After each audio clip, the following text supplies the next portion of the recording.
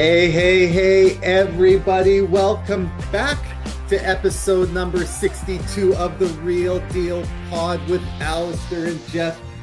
Oh, it's a cloudy Thursday. I'm a bachelor this weekend.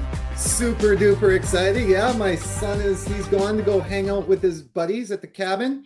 My wife and daughter have gone out to my father-in-law's condo in False Creek with their friends for a mother-daughter and friend and mother. Yeah, we'll call it that.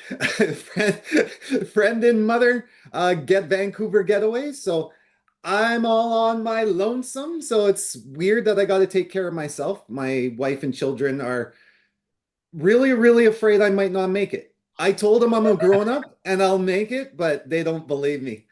But the most important thing is we've got my main man, Geoff, with us, and we've got a special guest today, my good friend and an amazing property manager, David Marchioro with Parallel Group. He's an amazing property manager. Geoff, my man, before we introduce David, how you doing? Living Yeah, life. things treating Gonna, you well? yeah, gonna head off to the Okanagan this week and to participate in that Okanagan Fondo. So it's gonna Oh be yeah, right. You're running around like 100,000 kilometers all over Canada and doing some crazy stuff. 155-kilometer road ride. So, but you know, the Okanagan Fondo is one of the best fondos in North America. So it's gonna be good. That's awesome, man. I'm gonna pray for you. Don't hurt yourself, Yeah, right? thank you for that. I will Hey need man, I I'm will here need for it. you. I'm here for you. I'm the angel on your shoulder, Geoff. I am the angel on your shoulder. You know what? I'm gonna take a screenshot and I'll just put it on my handlebars as I'm riding, and I'll just have you in memory as I'm going. That's what it is. What would Allister do? That's all you have to Yeah, say to yourself, my friend. yeah. Not bike ride. Alistair's at home, batching it, enjoying life, drinking beer, and relaxing. No, it'll be pizza and juice. I party like a child. I party like I'm in elementary school, Geoff. That's how I roll. Is it juice or Kool-Aid? No, juice boxes. Okay, wow. Yeah, bag pizza and apple juice boxes, baby. I know how to roll.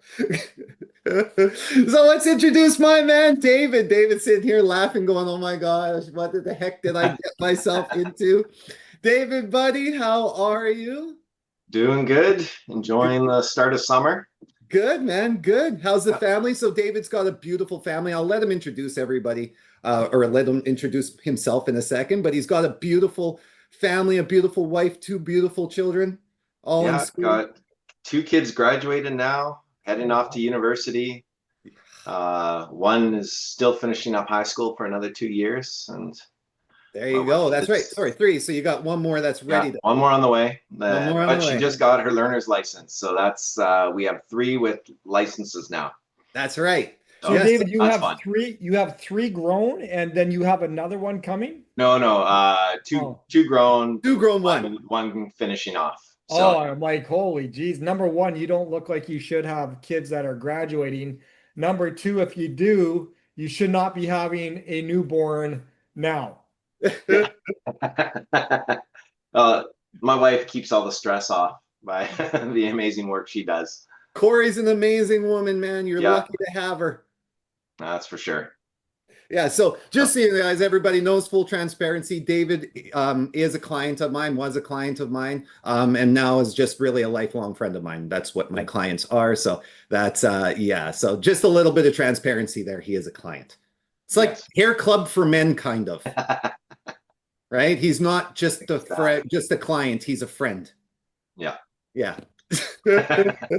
All right, what are Right those on. 90s commercials? Yeah, right. We all remember those beautiful 90s commercials. I want them to bring back those ones with that guy that wore those bad sweaters. Not Bill Cosby, the other dude. That would go, wow, that's amazing. Remember Oh, that like guy? the telemarket or not The telemarketer, but telemarketer. He'd put like the yeah, juice box thing in there, and now you yeah. can pour your milk without spilling. Wow, that's amazing. Those guys are awesome. Those guys are the best. All right, guys. Well, let's kick it off because we got a jam-packed pod today. So let's start with the hottest segment in podcast right now, and that is Did you know? so Do tell. everybody, did you know why condo owners are feeling stuck in 2025? So I was telling you guys I was telling everybody this offline, everyone.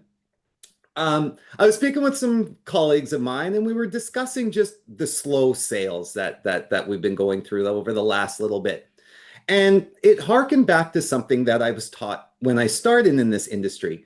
And it was that really the sales in our province are predicated off of condo sales. If condo sales move, then townhouses will sell, and then the single family homes will sell. But if the condo market doesn't move, then it's really tough for the townhomes and the single families to start to move. And hence, we are in that right now. And it's not because owners aren't motivated to sell. It's because now the math no longer works. So here's what's happening.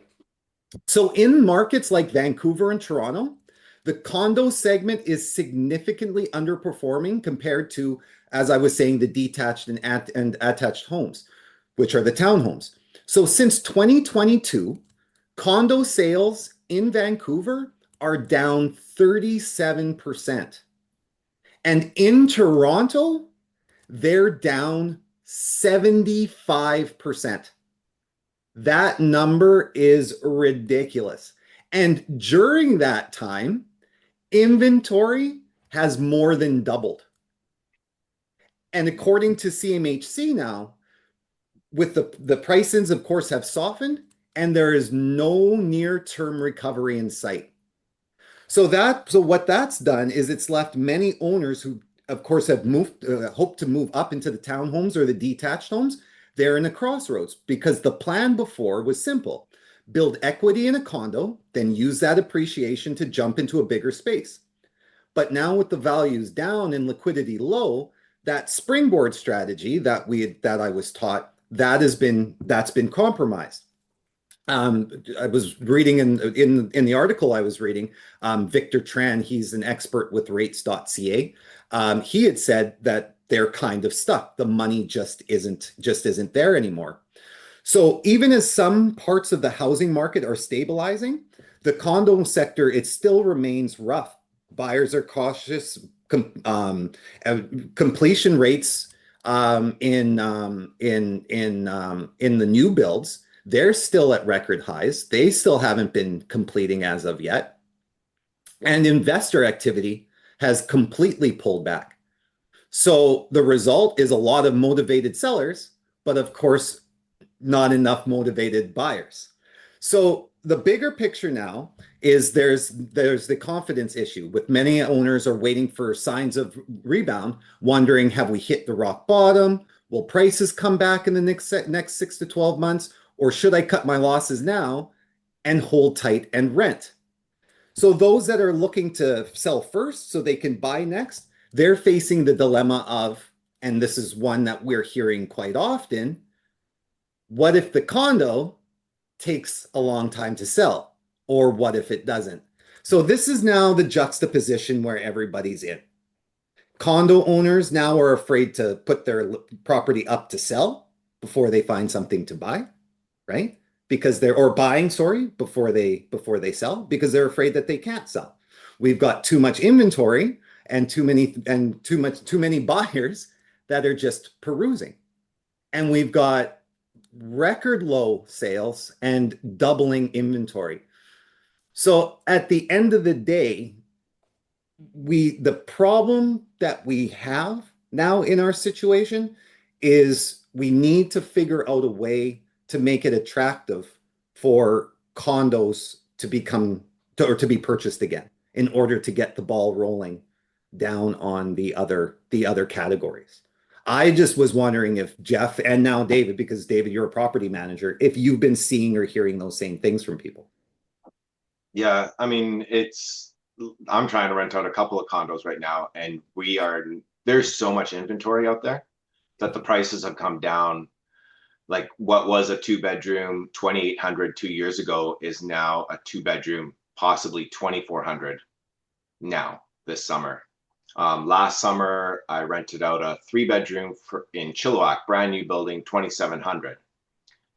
And I calculated what you would need to, if you got that rent, which was a high rent at the time, you're probably not getting that now, but you would need to put down 40% to most of the time break even on your bills. Wow. That was like, who has 40% on a $900,000 condo?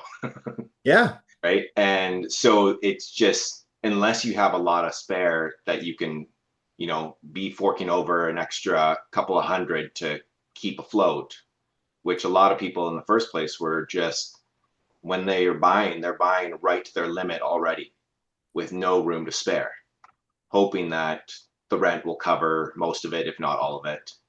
But then markets like this happen and they're stuck with having to fork over more than they can afford. Now they're figuring out, do I sell or do I I can't rent it out for hire because there's nobody that's going to take it. Right. So they're stuck figuring out what they're doing. And I got that's translating, the slowness in the real estate is translating to homeowners of single family homes and such that are like, okay, I was going to sell this, but you know what, market's rough right now, I will rent it out. Well, now that's translated into the rental market being slow, Right. because the inventory for rentals all across the board is allowing renters to be picky. So kind of all these policies and everything, and the market is bringing the market to a more, for renters, probably a more fair price. Yeah. But it's killing a lot of these people who bought in the last, especially 2 to 3 years. Yeah. And I know when speaking with a colleague of mine, we were talking about just what market value is with condos, right? Unfortunately, at this time, there isn't a market value. It's a tough spot right now to kind of look at your client and say that market value, it literally right now depends on the most motivated seller. That's what your market value is. It's their circumstances. So if they were going through a divorce and they sold it low, that's what market value is. It was their circumstance. If they got lucky, well, then maybe we could try to reach for that and try to obtain that high number that they got because they lucked into something that was at market value. But more often than not, market value is now just driven by who the most motivated seller is, and it's normally going to just drop it or considerably drop it, right? Considerably drop those prices. Yeah. Yeah. Yeah. What do you think, Geoff? I don't know, there's a lot of things kind of cycling through my mind. I know that we just spoke on a couple pods ago that a 600 square foot Vancouver condo, 2-bedroom, 2-bath are going for 3,600. Yeah. But then I'm also hearing that there's a lot of inventory on the rental side of things where now we're starting to see rental things kind of come into correction. So it just goes back to what you're listening to and how people can get either misled or uninformed. And it's like, okay, well, what is it? Is rental prices going up? So is it better to buy a home where your mortgage is going to be cheaper than your rent? Or is it better to hold off, let the condo market kind of keep on doing what it's doing, have those float down in prices and rent? So again, when I'm hearing this, it's just like, okay, well, what is actually happening? Because we're hearing, not only us, but everybody's hearing two different things, Yeah. different sources, right? So, and then I go back to the inventory of, it's down 70% or 30% with condos. I just imagine what people were buying those things for back in the day. Then they're coming up for completion. And we've talked about this on past pods, is where, there's a shortfall now. It's not even a matter of getting them to the rental market. It's just a matter of getting them to completion, right?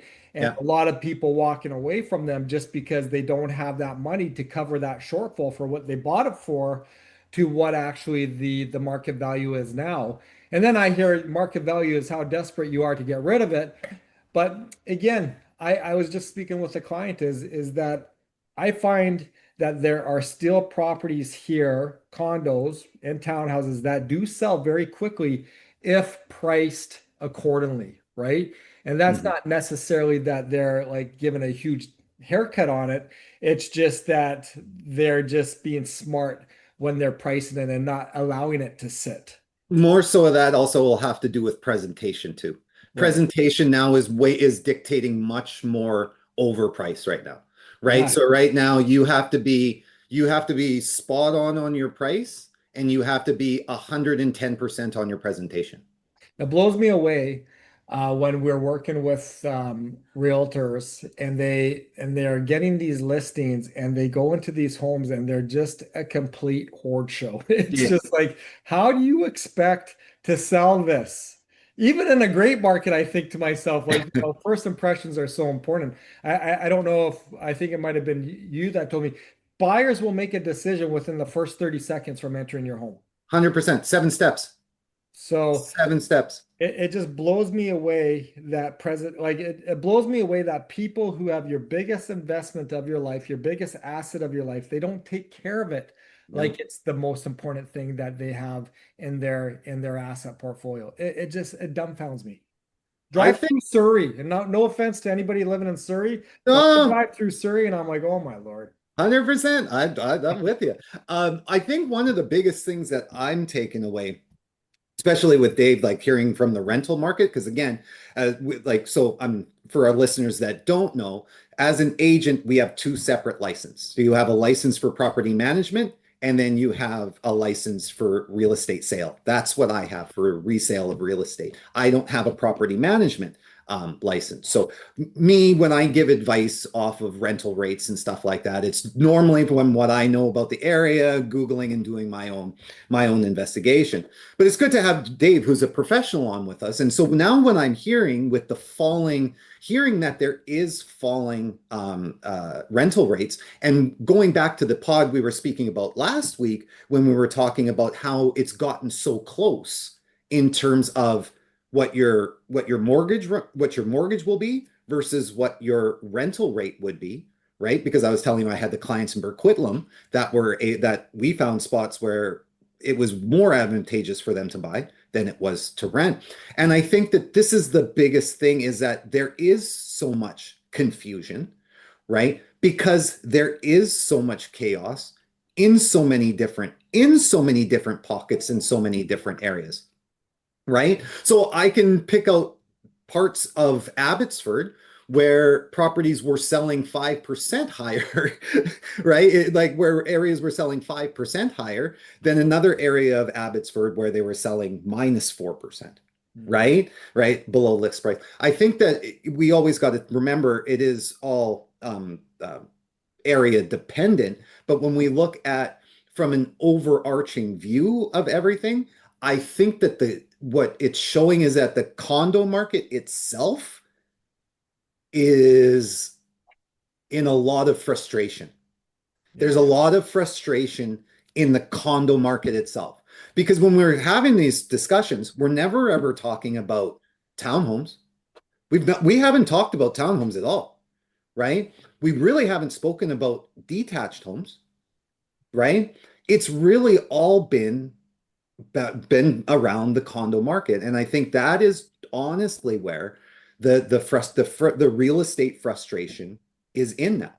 Whether you're a realtor that's helping people buy, a lot of the times it's taking around people through condos, looking over and over and over. If you've got listings that are a bunch of that are majority condos, they're a tough turnover. So you constantly hear that frustration. You constantly hear that negative news as well, right? So you got to kind of be balanced. I think we have to be kind of balanced in the news that we're taking in, and then understand under what category, right?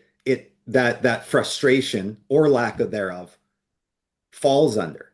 But when it comes to the condo market, the piece of of our market in British Columbia that we really need to get rolling to get the other card categories to start moving, we do have to figure out what to do with our condo market in order to get people confident, because that's the biggest thing. Nobody seems to have confidence. And I don't believe it's confidence anymore in our market, because our market, I think, is fine. I don't believe that people have a lack of confidence in our market per se. I think it's a lack of understanding. And I think it's the condo. It's because there's so many condos on the market, and you're always told if there's a lot more on the market, prices will come down. I just think that it's just a lack of people wanting to engage or engage into the condo market that we have a problem with. It's the condo market frustration more than anything else, I think. But I think we are seeing condo prices come down as well. Oh, no, we are. Yeah, we're seeing Yeah. those with just because of the abundance of inventory, these GST rebates, on condos. Just last week, again, we spoke on a realtor that we were working with. That condo 1 month ago was $70,000 more than today. Just a large part of that was because of the GST rebates. So, Yeah. so we'll see. We'll Yeah, see. what are we? Just quickly, Yeah. I'll tell you, we were down 4.5% year over year for last month in our condo pricing. So we're down 4.5%. This is a pretty good shape. It's GST. How much down, if you guys know, how down are we on investor purchase versus like homeowner purchase? Because I was talking to a realtor who's doing pre-sales here in Abbotsford and Langley, and he said when people are coming in, they're only buying for themselves. He's not getting investors right now. So, I mean, as well as, like you said earlier, we doubled the inventory. Yeah. But we're also That's all investor. That's Yeah. all. That's majority investor stuff that flooded the market too. Yeah. Yeah. So I think I'm gonna say I'm gonna, like, I don't have the number in front of me, but if I had to guess, if somebody forced me to pick a number, I'm gonna guess that it's 80% primary residence. Yeah. It's it'd be 2 out of 10 in investor going into a whether it's resale or a pre-construction and pre-con. That would be my guess. Geoff, what do you think?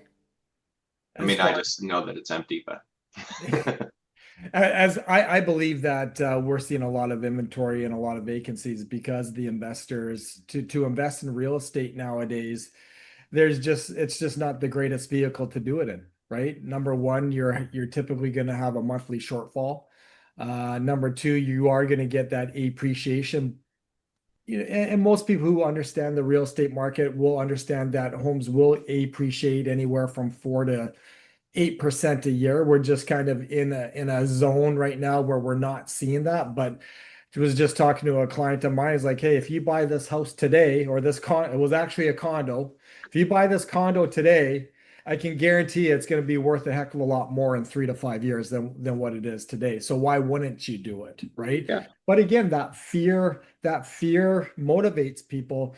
But back to David's question, I just feel that there's no room for investors anymore. How they're taxed, how the capital gains is looked at. Short-term rentals was huge prior to all those new regulations coming in. And yeah, I think to answer David's question, I think we're seeing a lot of investors just not pulling out of that investment market because it's just not there right now. Yeah. What is the incentive as an investor to buy in 2025? There's not much. No. In all honesty, there's not much. Like, again, is there monthly cash flow? Nope. Right? Are we getting what is the rents like and compared to what your mortgage payments and all that carrying cost is? What is the appreciation like if we just look at the last 3 years, right? And then people are gonna work into that. What is the tax implications on gains? Like That's the big thing. That's the biggest thing now. It'll be the gains. That's going to be the biggest implication now. Because I was going to say, for most people, I think it's cash rich people that are that if you have nothing else to do and just wanted to throw some money into possibly something safe, right? That is now going to invest. That's still looking to invest in real estate as if you're already cash rich. But the problem is now is the gains is when you is when you pull it out, getting taxed out of it. That even if you're cash rich now, you don't see that as a good vehicle to put your money in because you're getting killed at the end. Yeah. Well, I'm excited that David is here. That's what I'm saying. We got to get into it. I'm We're gonna let David interested to speak. hear a little bit about parallel property solutions. So, David, if you Yeah. could tell us about that, but I'm even more excited. Like back in my heyday, I had 9 rental properties that I owned. I had property managers, and there was the good, the bad, and the ugly. But again, I love the property manager. I owned properties for 9 years that I actually didn't even see. It was just all managed by the property manager. So I'm excited that David's here and Yeah, man. tell us a little about. Tell them, introduce yourself.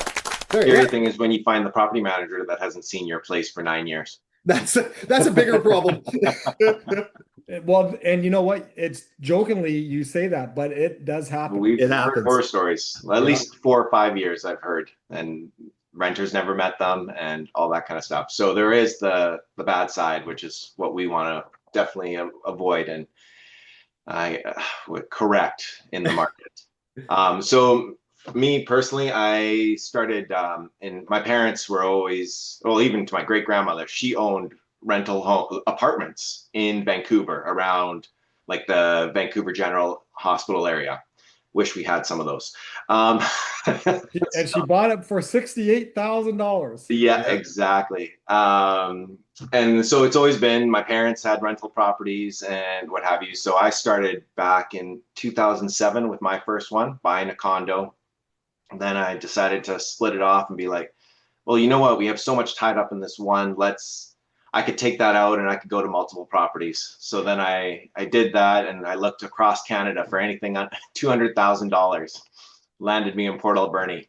And why Port Alberni? Because I went to a wrestling tournament there once. Okay, we I was talking younger. high school wrestling, or are we talking Yes, high school WWE? wrestling. Okay. So that was my association with Port Alberni. Went and checked it out and ended up buying a place that I thought was unique and whatever. And it worked out well, but it was never, I tried to make it nice, but the location and everything, we weren't going to get the tenants that were going to treat it that way. So we ended up just making it safe. And that was kind of our limit. We weren't going to spruce it up too much because we knew we were going to have to fix that again.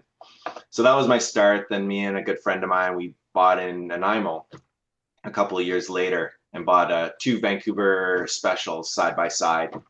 And that really started our investing. And I even managed that on my own for a year and a half or so from Vancouver.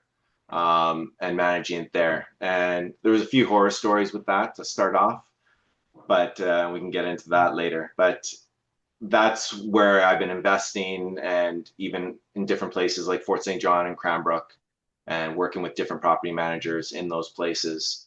And so I've been a teacher now for 18 years. Oh. And PE for about 15 of those, doing elementary school. So it's been fun, but I was looking for a change, something different. And because I'm already in that world, a good friend of mine in Calgary was wanting to branch out his property management company to different parts in Canada, and thought, hey, we should work with me and my wife. And so that kind of started us with like, okay, I was looking for something different. This was one of the possibilities I was looking at. So went through the coursework and did that. I really liked his vision. He used to work for a big company in Calgary. They were so big, they were losing 1 customer a day, and they were still doing okay. But he's like, it was just a machine, right? And you didn't know your manager.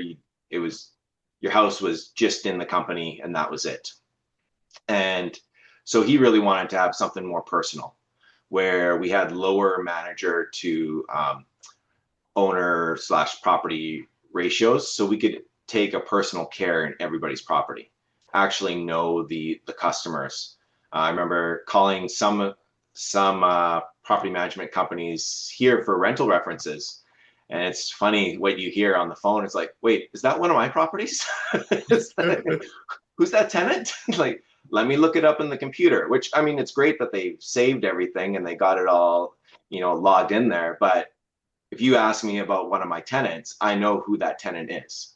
I know where that property is. And I just feel like yeah, I have a personal investiture into that property that I'm treating it like my own because I do own rental properties and I treat it like I want my managers to treat it and to have a relationship with those tenants so they treat it well. And so that's our goal, is to really just build a relationship with the tenants so we can better support the owner too and advocate for the owner. And usually when you do that, the tenants are more amiable to what you're saying and more helpful. So that's where Parallel started, was somebody wanted to take it from a big company to more personal. And then we're taking that on here in the Fraser Valley. I love that. That's awesome. What is your service area, David? So you go from where to where? Chilliwack to Surrey right now. Okay. When I got my first place in Abbotsford, though, it was amazing because that's where I live. And it was like, oh, this is just 10 minutes away. This is fantastic. Opposed to the 45-minute drive to do a showing that somebody committed to and then they don't show, which I'm sure happens just as much with realtors. I was gonna say, welcome to the life of a realtor. Yeah, exactly. It's like, well, there's an hour and a half of my day gone. It's really nice that I can make phone calls in my car because otherwise I'm just driving and I don't want that much alone time. Right. I have a question. My son actually just purchased an investment property, and they just don't listen to the old man, and it's like, you got to get a property manager. No, I'm gonna do this by myself. I'm like, hey, you make your bed, but if you need a property manager, just let me know and we'll figure it out for you. Yeah. But what do you look for in a tenant? Like, how do you properly vet a tenant? Because a lot of times people, I don't think they do it. So like, what are the 5 or 10 most important things that someone should do if they are going to do it themselves? Or maybe if you can even explain your workflow process as far as what you do to screen a tenant before you sign that lease agreement. Yeah, definitely. So I say, and if I can remember them all, I'll do 6 things for sure. And I mean, we got the basics of job reference, rental reference, credit check. I'll check court service orders to see if their names come up. And then obviously we're meeting them in person. And then I got my gut feeling and as well, but we're also doing social media check, right? I mean, lots of mine are still coming through Facebook. So there's the view profile, and I will go through that as just the first simple thing before I even meet them. Now, yeah, I'm judging them. Like, I'm figuring it out. You get somebody that is on there and they're just, everything is about different drugs and pot and everything. Well, it's like, okay, that's a no. They might seem nice when you present. It's just getting every piece of that picture. So even the credit check, I've taken tenants that have been great tenants with poor credit. But I'm looking through the rest of the history, like, where was that poor credit created? Was it a long time ago? Is it right now? Does all their things like job and home history line up with what they've told me? So it's not that any single aspect might disqualify them or qualify them, but it's the whole picture. And in the end, after I've done all that, like I said, you've seen enough people, you start detecting whether or not there's lies, even from the job references and the rental references. If that person is really telling the truth, just keep asking them questions. And then sometimes they don't give answers to what should be an easy answer. And they're just fluffing it up, opposed to actually giving a true statement of who that person is. And that's going to come with more experience and learning that, like, when your gut, the spidey sense tingles, it's like there's a reason, even if you can't put your finger on it. So pay attention to that. because you will learn that, yeah, certain cues that you don't even really recognize will just set it off. And I've had that, I think, twice, where at early days where I kind of went against that. Didn't end up in super bad situations for our owners, but it was still our most difficult, where a tenant just abandoned the property, abandoned it clean, but still abandoned it without telling us. And then another one, they left, but I had to actually evict them because there was, marital conflicts that were bringing the cops next, So, but everything else lined up in that process. And there was nothing that I could say other than that little sixth sense that was like, this isn't a good situation for some reason. I don't know what it is. Everything else lines up, but find out that, their job reference lied, their rental reference lied. It's like, okay. So it's having that experience does help. And I always tell the owners too, like, you should be ready to go a month without a tenant in there. It is so much better to lose that month than to go through the trenches of unpaid rent, damage to the property, the process and time and money to actually evict. I had a friend who just went through 4 months to actually go through to the bailiff stage. And they didn't do they just did kind of a, oh, okay, I'll be nice and help these people out situation. Didn't know checks and what have you, and ended up in that situation. And happened to be chronic liars. So they just took oh yeah, we're going to move out. We'll move out. Oh, we're going to pay. We're going to pay. We're going to move out. Right up, up until the bailiffs at their door, they were still saying that and doing that. And then finally they're out and he could do that. But, on top of the missed rent, he had all those extra costs, which are so much fun to pay. So in the end, because he didn't do that processing, he probably lost 4 to 5 months worth of rent, right? Including the costs he had to pay plus the missed rent. That's a big hit to take. Yeah. Yeah. So now if you do that yourself, now you got to do that whole process and learn about it and figure it out. Like, it's not a guarantee with the property manager that you're going to never have a situation like that. But then you got somebody else taking care of it as well and taking on those stresses. That was going to be my question. And because, a lot of people that especially that I deal with, that go and say, I'm going to buy a condo and I'm going to rent it out. They become their own property manager because they figure, I'll just Google it, right? I'll learn on Google, which you can, right? And it's not, sometimes it can be easy to run your own property. Sometimes it can't. So why should people look to use a property manager as opposed to doing it themselves? What are the benefits?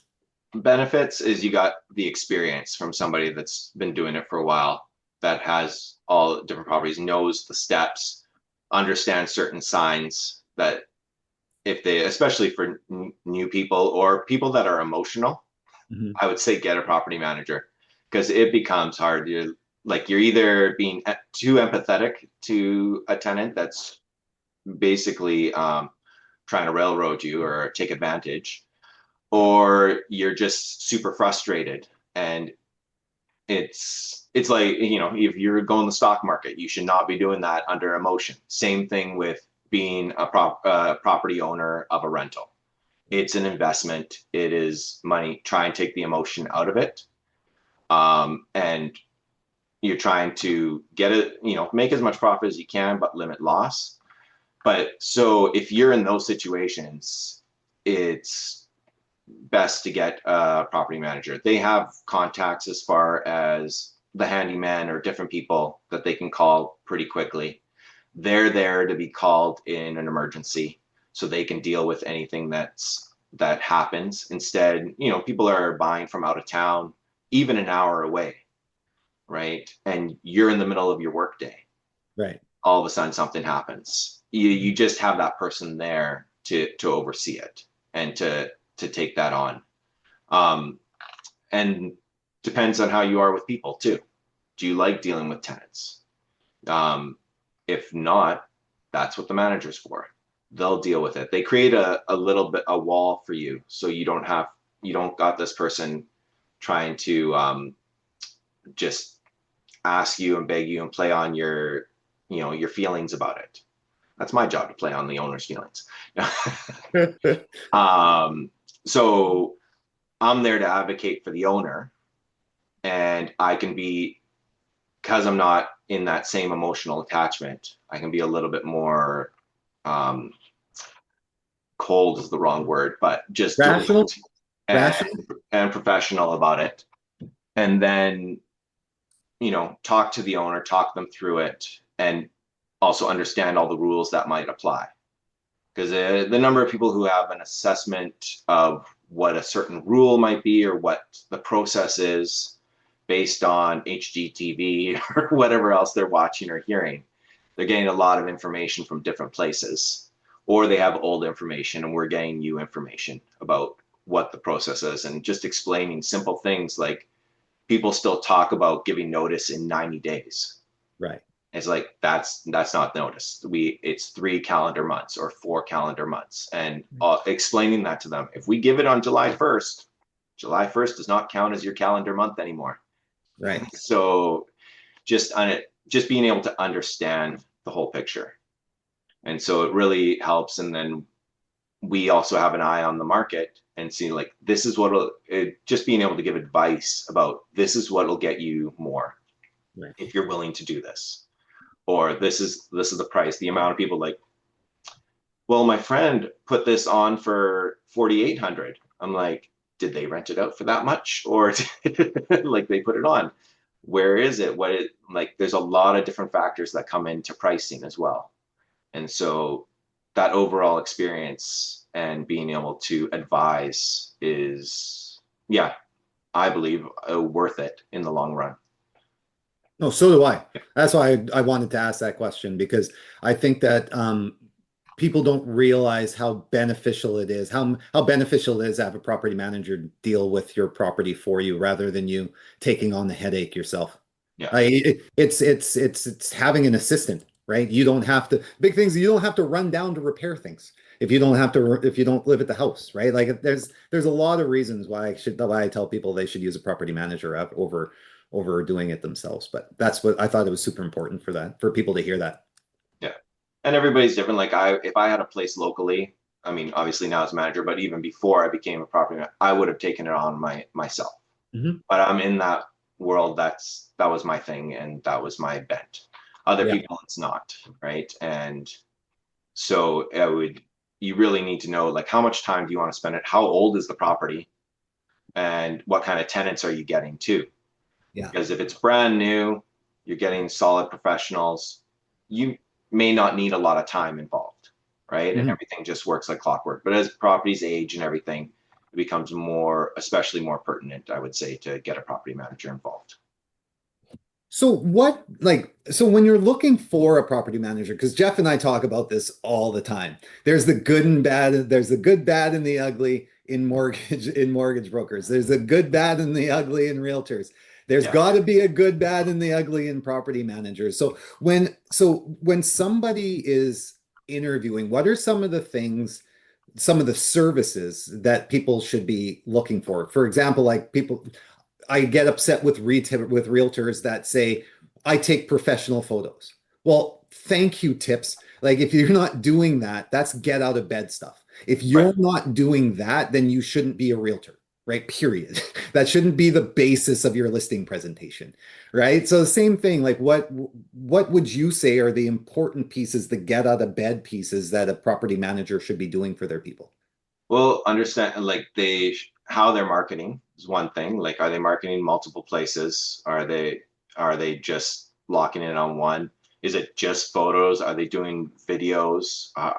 Like, we do a 360 video, we do photos, and I also put a map of the place, everything, so that as much as possible before they see it, they got as good a picture as I can give them without seeing it. Mm. Which saves time in a lot of ways on my side, but it also presents it to the best and sets it a little bit apart from what's out there right now. Right. How's your property manager screening? So we talked about my 6 keys that I'm looking at.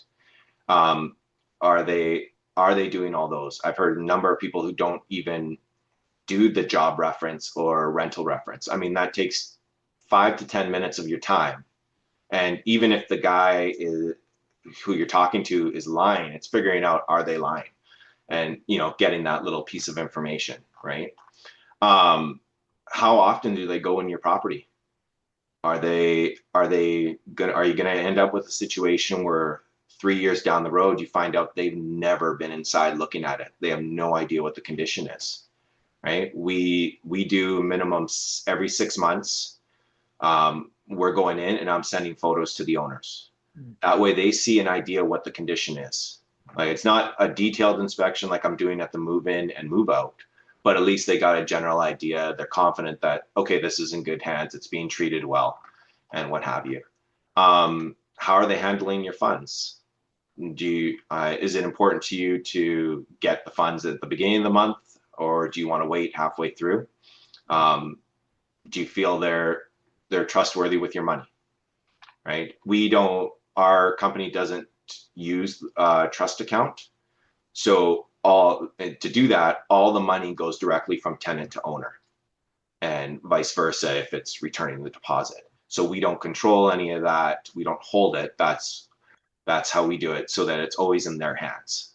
And it's not us just going through and taking the money off and then sending it off without any question. I'll send an invoice later. So some people like the ease of the trust account, like just deposit in my account. I don't want to think about it. Okay, that's one place. For us, we want a relationship with the owner as well. So that's part of it. And then how are they interacting with the tenants? Do they interact with the tenants? Or are they just sending emails? Like, are they actually having some sort of relationship with them like you would as an owner, right? Opposed to, they're not just a stock account. They're actually people that we're dealing with. And so the last thing is, I got this from this book called Blue Fishing. And he's like, would you want to have a drink with the guy? Would you want to hang out with the person, right? Would you like that conversation? Find a property manager you actually enjoy working with, right? I think that's a huge part, because it's a continual relationship.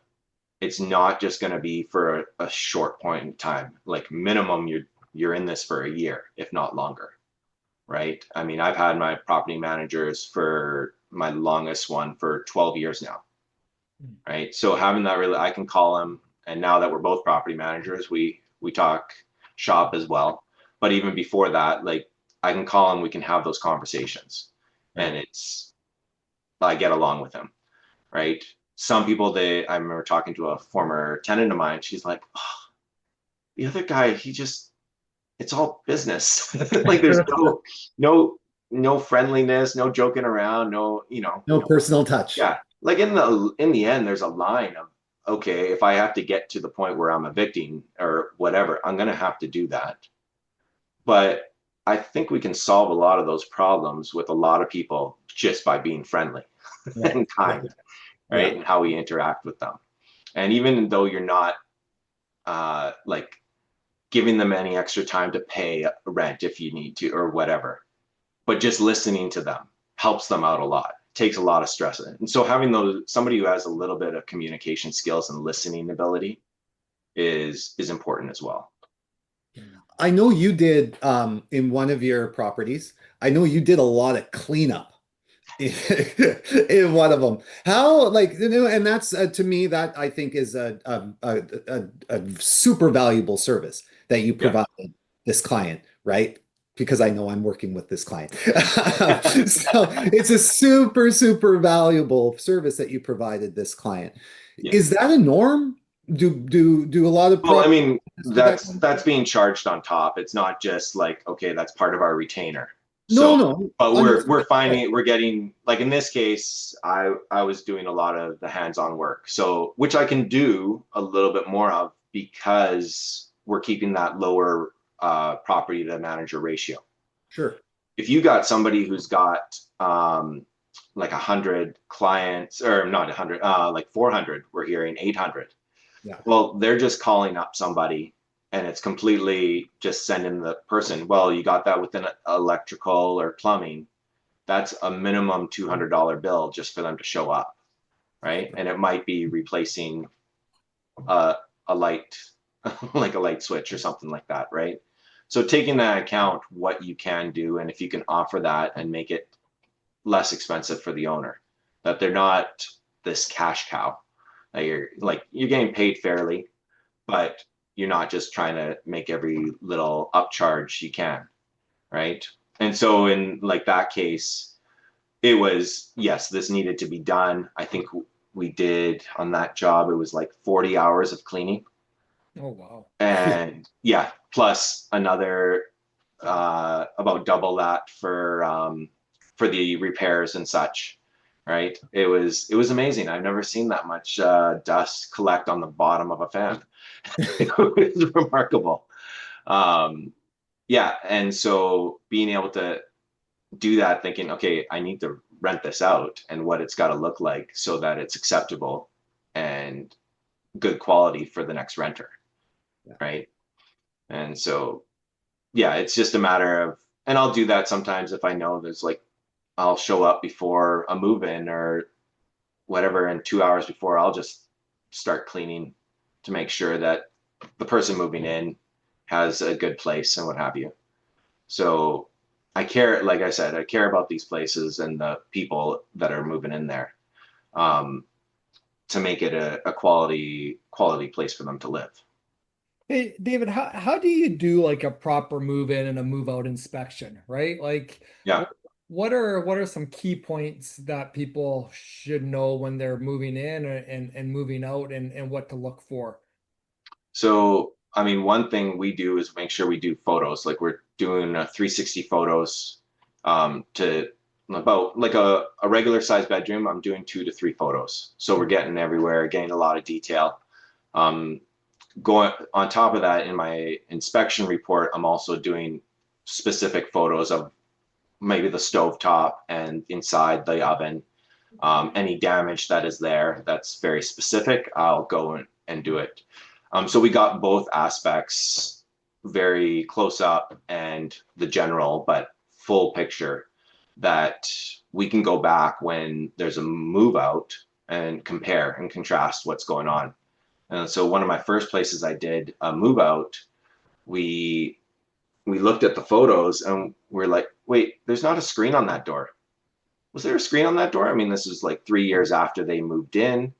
And so we were able to go into the file and be like, yep, there was a screen on that door when they moved in. Just like simple things like that, so that that's not being added cost to the owner. And we're protecting, I mean, that was helping my friend in Alberta. They get to keep a month's worth of deposit. We only get the half month, which gets eaten up pretty quick. So it's still just protecting it. We ended up looking underneath the porch, whatever, when we found the screen. So it was there, but we wouldn't have known that had we done that. And it's not necessarily something that when people are doing just the check off and the writing reports only, that they're going to have, right? That's why we do the photos, because it's going to cover things we missed and we didn't see. And it protects both I mean, you hear the horror stories or of the owners that take advantage of that. Oh no, that was you damaged that. It's like, no, that was damaged before I rented, right? So both sides can take advantage. At least this helps prevent that and gives a true picture of what was happening at move-in. Yeah. And then going checking things like obviously the smoke alarms and all that, which again we would do every 6 months to make sure everything's in working order and safe in the house. What is a property? People will always ask this. What does a property management manager charge? Like, what is the rate of using a property manager? Typically, like on a the monthly retainers are anywhere I've heard from 6% to 12%. So there can be a wide range. And so figuring out what that all includes. Then there's finding fees where people typically do a half month of rent. We'll do 600 flat fee for that service. And then whether or not how diligent a firm is in charging their extra handyman costs. Like I have it there in the contract, but I do a lot of handyman work pro bono, so to speak.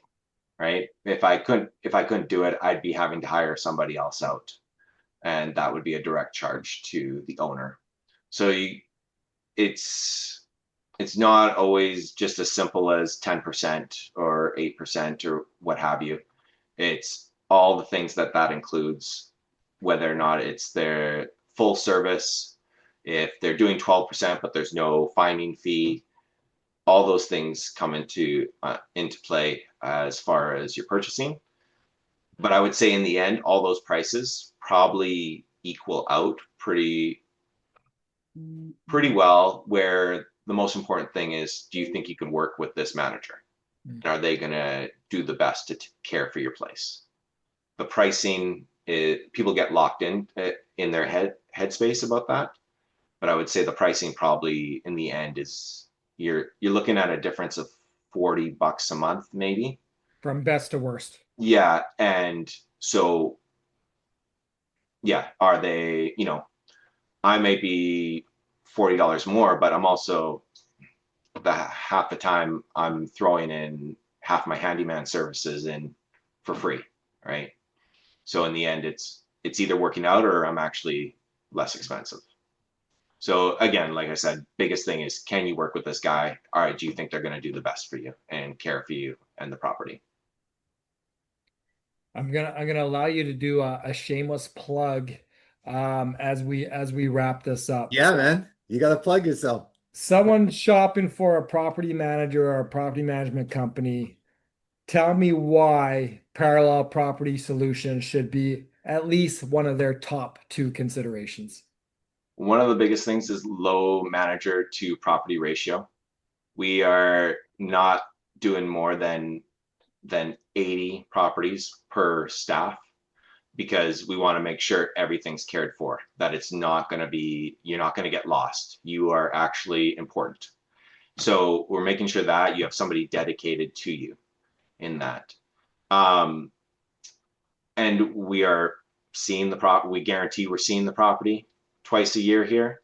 So you have confidence that the place is taken care of. We got our photos inspections, and we are doing heavy vetting at the beginning to make sure you got quality tenants going in.